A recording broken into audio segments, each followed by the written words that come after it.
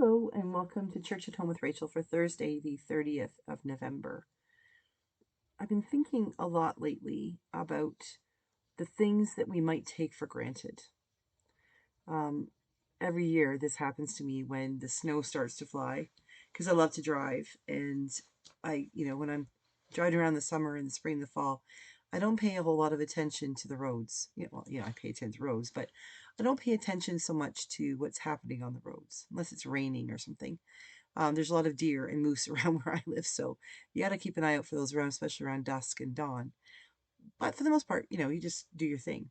But as soon as the snow flies, I realize I have to pay a bit more attention. I have to pay attention to settings of my car because I have something that actually helps me drive in snow or when it's slippery, things like that. But paying attention to black ice, the things you can't necessarily see, but you should be aware of. Paying attention to um, when other people are on the road with you, that they might be not be paying attention to that little skiff of snow, or the way, when you're driving and the snow ends up in ruts, and if you hit one of those ruts just the wrong way, no matter how hard you have control of the steering wheel, it might pull your car a little bit. So very much more aware when it starts to snow about how I'm driving, but also paying attention to how other people are driving. Probably not a bad idea anyway, but just paying attention to those things that we take for granted. Then in the summer, I don't think about that. I'm not too worried about, something extra being on the ground that I can't see that might make me slide off the road. But every once in a while, then we're pulled back to attention. We're called back to stop taking things for granted and to be aware of what we have or what surrounds us. And one of the things that and this isn't simply because I'll be moving soon and changing ministries. I go through this every couple of years, and sometimes it's actually a couple of years before it happens again, and sometimes it's seasonal. But I notice that there are seasons in my life, some short, some long, where I start paying attention to things a little bit differently. Paying attention to those things that you just do every day. I remember when I was a kid, not paying much attention to doing dishes. Do the dishes real quick, get them done as fast as possible. You know, have to go to the bathroom. We were talking about this in Bible study the other night that, when you go to the bathroom so your other sisters could do the dishes. Well, I have to go to the bathroom and then I, hope that somebody else would start the dishes. And lo and behold, the big thing in my family was my sisters, we all like to wash the dishes because somehow we figured we were done faster, like by a minute. So, but nobody liked to dry the dishes. And I used to think, well, if I go to the bathroom and I kind of hem and haw, then my other two sisters will do the dishes. No, they quickly learned that what they did was they washed the dishes and piled them up in the sink for me to dry by myself when I finally emerged from the bathroom or wherever I was hiding. Well, one of the things I learned to do is pay attention to those things. So some of it was paying attention to what I could see out the window as I was drying the dishes all by myself. And then I began paying attention to the person I was doing the dishes with, chatting with them, laughing with them, talking about how our day was, whether it was my mom or my sisters. My dad never did the dishes. But it was always, it drew my attention to the fact, being alone to do the dishes, drew my attention to the fact that I shouldn't take for granted the people around me. And in ministry, I've noticed that when I was in a 2-point parish, I was always traveling. I was always running back and forth, and I was brand my first time in a parish, and I was new, and I was learning everything, and I thought everything had to be done just exactly tickety boo at exactly the right time, that no one would forgive me if I was 5 minutes or a day late, for things. It was just I was absolutely run on the clock, and eventually I realized that no one really cared about the things I cared about. I was so busy paying attention to the details that I wasn't paying attention to the bigger picture, and realizing the gift that I had, that if we didn't have bulletins some Sunday, and in Mitchell we sometimes didn't because we had without going back to one of the, what are they called when you crank it out there, a Gestetner. We didn't have one that was that old, but we had this clunky old machine that spilled toner everywhere, and we used whatever paper we could find, which was often seemed to be really dark gray paper. Somebody must have been bringing it from their office or something. And you know what? Nobody cared. Our bulletins would have these massive splotches of toner on them. Nobody cared unless it didn't, get all over their hands. They weren't worried about that. What they were worried about was there enough people to receive the bulletins? Because they only ever printed exactly the right number of bulletins, and if one of them wasn't there, that meant, that Warren wasn't there, or Eve wasn't there, or Vicky wasn't there, and then that was something to pay attention to. It wasn't about the bulletins. It was very much about the people who would hold on to the bulletins, and I eventually learned that. But it took me a long time to figure that out. And then when I went on to my next parish, which was a 1 point parish, one church, I I I realized that I missed those little things, those little aspects of ministry that seemed like they had nothing to do with ministry because it was technical stuff. And then started realizing that being in a 1 point parish, I had taken so many things for granted in the 2 point parish, and I missed it. I really missed it. And then in every church, I've had those feelings, and it sometimes happens around things like Easter, as I'm preparing for the special services and things like that. That when we're it seems to me that the faster I have to move, that's the time that I go into sort of a season of recognizing that I need to slow down. It's ironic, isn't it?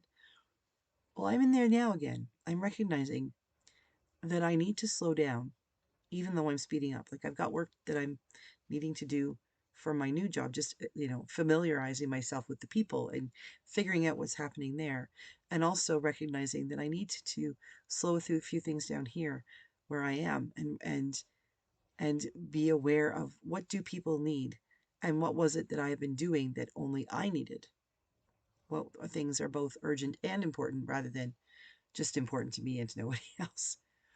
But one of the things that I have been recognizing, not so much as I went from parish to parish, because I've always had nursing homes and things like that to deal with, to go to, but something, I think it's more about age. It's more about the white hairs here. Yeah, there's some up here too.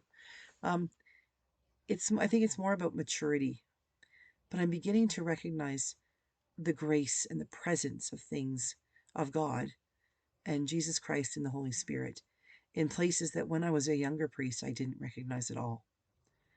One of those things that I'm recognizing is, in particular with the nursing homes, is the wisdom that comes with those folks who have lived a lot of years. They may not be able to talk anymore, or they may fall asleep and snore during my services. They may take the wafer that I place on their tongue, laden with the wine, and spit it out and put it back in my hand. But the reality is that these are people who have lived a full life.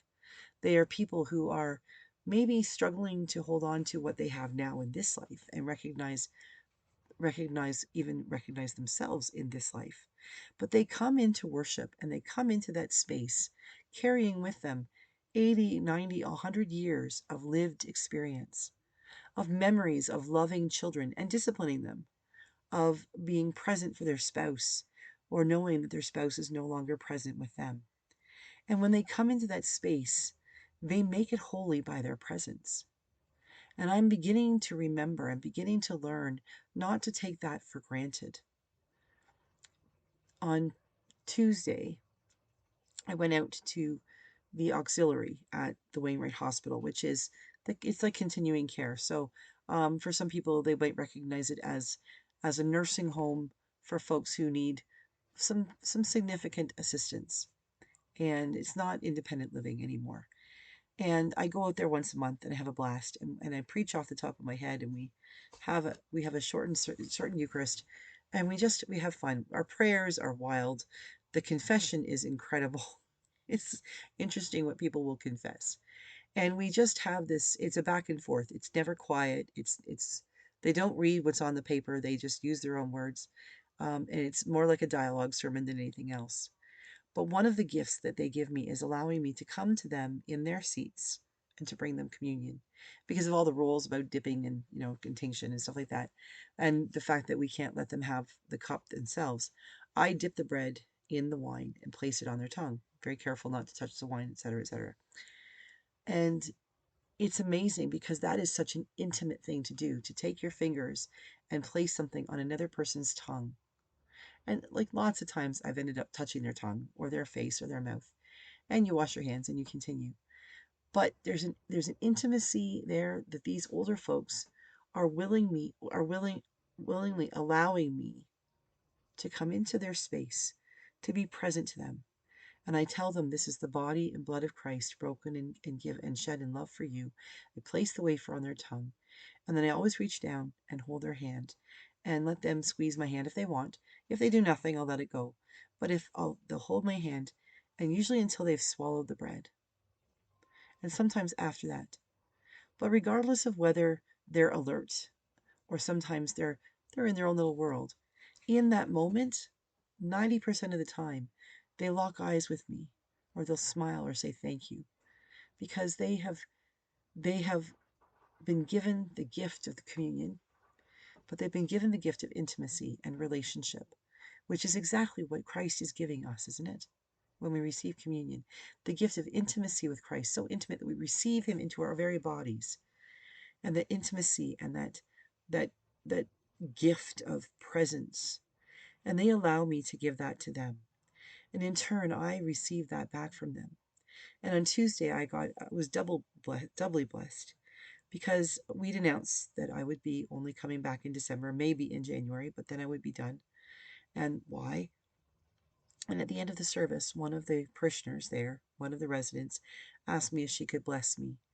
And she sang a song of blessing as she held my hand. I can't take that for granted. Those are the things we have to remember.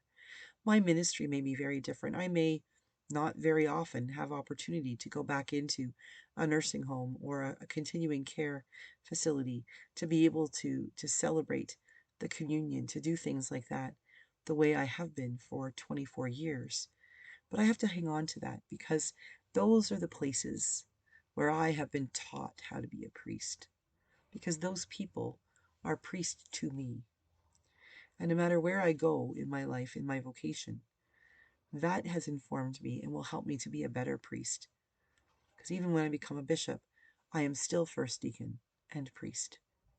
I'm called to serve. I'm called to serve the sacraments. I'm called to serve the people. I invite you to take some time to slow down and recognize, where are those moments that you've been taking for granted? And what does it look like when you stop and pay attention? What gifts do you receive from creation, from the people around you, from the experiences that you share? Try not to take them for granted.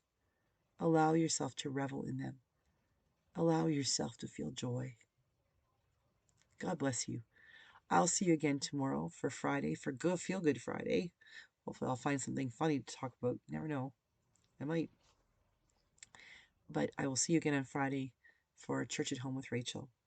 God bless.